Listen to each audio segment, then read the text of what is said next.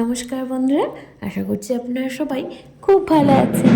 আর আমি অনিমা চলে এলাম আবার একটা নতুন দিনের শুরুতে নতুন একটা ভিডিও নিয়ে। ভিডিওটা দেখে বুঝেই গেছেন এতক্ষণে যে এটা কোথাকার ভিডিও। তো জায়গাটা এত সুন্দর, দেখুন কি না ভালো লাগছে। আমি কখনো যাইনি এর আগে।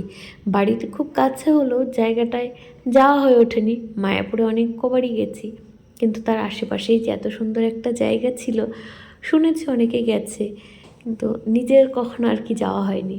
তো এবার আর সেইটা ছাড়িনি, মানে এসেই যখন গেছি এটা দেখে তারপরে ফিরবো। তো প্রথমেই এসে গেছিলাম, মানে প্রথমে মায়াপুর ওই দিকটা কিছুক্ষণ ঘোরার পরে তারপরে এখানে যখন নামিয়ে দিল, এই জায়গাটা এত ভালো লেগেছে বাচ্চাদের। একটু অন্যরকম তো, মন্দিরে ওখানে ঠিক মতো ওরা মানে প্রাণ খুলে সব কিছু করতে পারছিল না, দৌড়াতে পারছিল না। যতই হোক বেশি লোকজনের মধ্যে না বাচ্চারা একটু ভয় ভয়ই পায়। আর এখানে এসেই মাম্মাম এই জায়গাটা দেখে ওর খুব পছন্দ হয়েছে। এখান থেকে প্রথমেই একবার নেমে গেছে, তো আবার নামছে। একজন এসে অবশ্য গার্ড এসে না করে গেছে যে এখানে আমরা যেন না নামি। তো ও তো মানে নেমেই পড়েছিল, বুঝতে পারিনি তখন। তারপরে ওই যে দেখুন আরেকজন, এটা ছোট দিয়া বুড়ি, সেও মানে ডলতে ডলতে মাটির মধ্যে দিয়ে নেমে পড়েছে। জামা কাপড়ে সব ধুলো টুলো লেগে গেছে, এক্সট্রা জামা কাপড়ও আনিনি, আমি এমন বোকা। তো বালি ছিল বলে আর কিছু হয়নি, বালিতে ঠিক মানে ঝেড়ে মুছে দিয়েছি, মুছে দিলাম, ঝাড়লাম, আর জামা কাপড়ের নোংরাগুলো সব চলে গেছে। আর মাম্মাম তো খুব আনন্দ পেয়েছে এই জায়গাটায় এসে। এটা হলো বল্লাল সেনের ঢিবি, ওই মায়াপুর থেকে, মায়াপুর ঢোকার অনেকটা আগে। এটা আমাদের নদিয়া জেলাতেই পড়ে।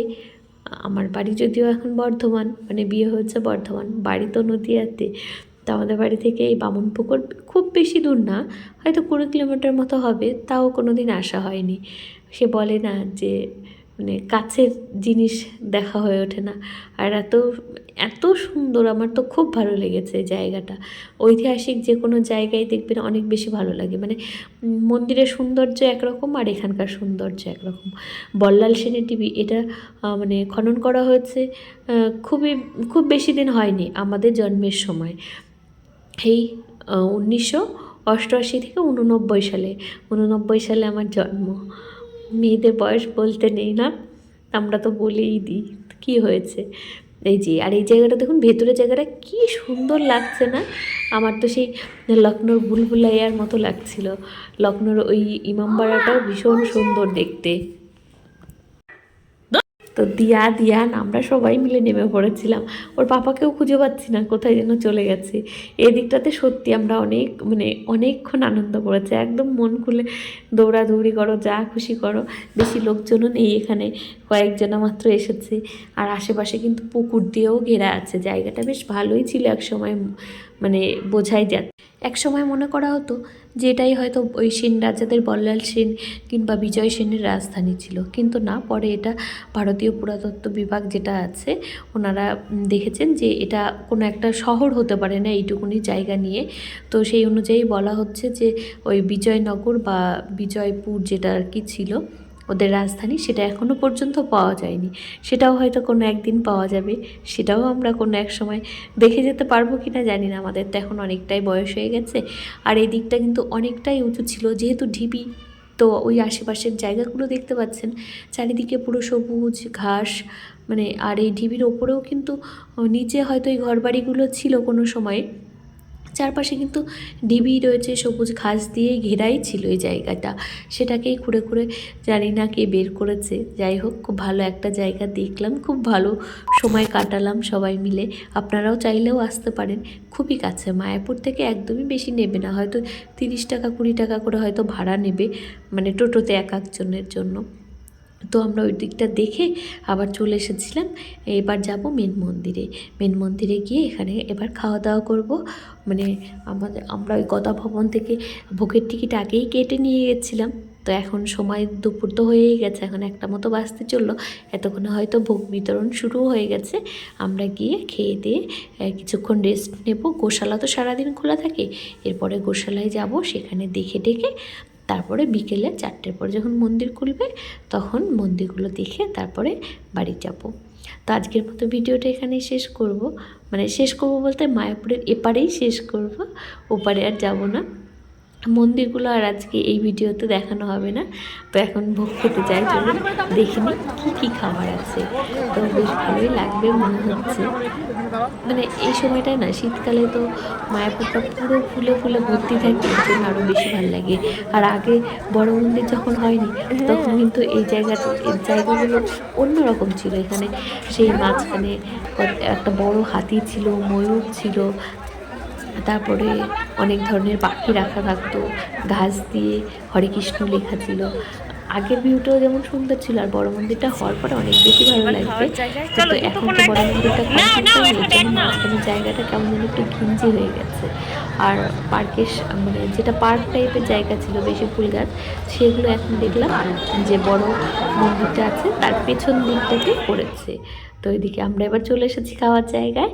তো চলুন আগে খেয়ে দিয়ে নিই, তারপরে আবার অন্য দিকগুলো ঘুরবো। তো এই যে এখন ঢুকে গেছিলাম একদমই ভেতরের দিকে।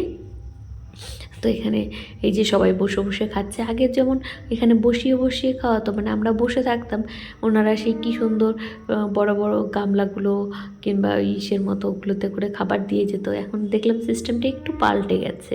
তো খাবারটা বেশ 80 টাকা নিল ভোগের দাম। খাবারের কোয়ালিটি যে খুব ভালো সেটাও বলবো না, আবার খুব যে খারাপ তাও বলবো না। কিন্তু মন্দির তো, এখানে মনে হয় দামটা একটু বেশি, আর একটু কম হলে ভালো হতো। খাবারের মধ্যে ছিল একটা বেগুনি ছিল, বেগুনিটা বেশ ভালো ছিল। আর যেটা চানা ছিল পনির দিয়ে, আমার থালাতে এক টুকরো পনির পড়েছিল, বাকি কয়েকটা মটর পড়েছে, মানে ছোলা, কাবলি ছোলা পড়েছিল। অতটাও খেতে ভালো হয়নি ওটা। সবজিটা ভালো হয়েছিল, ডালটা তো কোনো টেস্টই বুঝলাম না।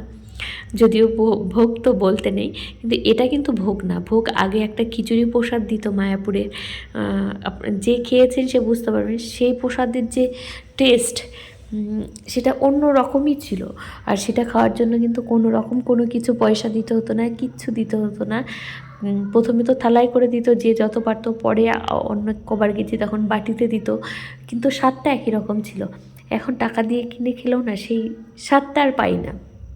ভোগ খাওয়ার যে তৃপ্তি, সেটা এখন অনেকটাই কমে গেছে। এখন পুরোটাই জানি না কেন কেমন একটা বিজনেস টাইপ হয়ে গেছে। এই সব জায়গায় বইগুলো বিক্রি করছে, ঠাকুরের বই, মানে পারলে হয়তো আপনাকে জোর করেই চাপিয়ে দেয়, সব জায়গায় তিলক পরিয়ে দেবে, মানে সবাই। জানি না কেন আগের মায়াপুর যেন আমার অনেক বেশি ভালো লাগতো, অনেক বেশি কাছের ছিল, ঠাকুরের অনেক বেশি কাছে যেতে পারতাম। এখন পুরোটাই কেমন যেন একটা বিজনেস টাইপ হয়ে গেছে। আর এই যে এখানে হচ্ছে গীতার মেলা হচ্ছিল, মানে গীতা প্রদর্শন করা হচ্ছিল, গীতার কোন খণ্ডে কী আছে। তো যাই হোক, এই জিনিসটা বেশ ভালো লাগলো।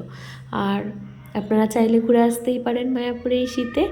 আমাদের তো বাড়ির কাছে এর থেকে ভালো জায়গা আর কী আছে বলুন।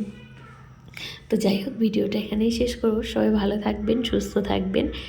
আমি মায়াপুরকে খারাপ বলছি না, অবশ্যই ভালো, কিন্তু আগের মায়াপুর যেন অন্যরকম ছিল, একটা অন্যরকম শান্তি পাওয়া যেত। আর এখন সব জায়গায় কেমন কেমন একটা যেন সেই আসল যে ভক্তির ফিল, সেই ব্যাপারটা নেই। সব জায়গায় কেমন একটা ব্যবসা জড়িয়ে গেছে। জানি না, আমার সাথে সবাই হয়তো একমত নাও হতে পারেন। এটা আমার মনের কথা ছিল, তাই বললাম। তো যাই হোক, ভিডিওটা যদি ভালো লাগে আমার চ্যানেলটা সাবস্ক্রাইব করে আমার পাশে থাকবেন, সাথে থাকবেন। এবার আমরা গোশালার পথে চলেছি, আর গরুগুলো কালকের ভিডিওতে দেখাবো। এত বড় লং হয়ে যাচ্ছে, তো সব কিছু দেখানো একটা ভিডিওতে সম্ভব না। তো এখানেই শেষ করছি, ভালো থাকবেন সবাই।